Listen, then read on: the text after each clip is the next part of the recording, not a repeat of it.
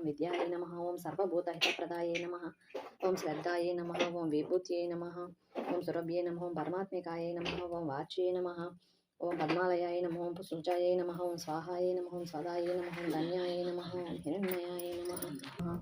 లక్ష్మీ అష్టోత్తర శతనామావళి పూజాం సమర్పయామి అని సౌనకుడు మొదలైన మహర్షులను చూసి ఈ విధంగా అన్నాడు.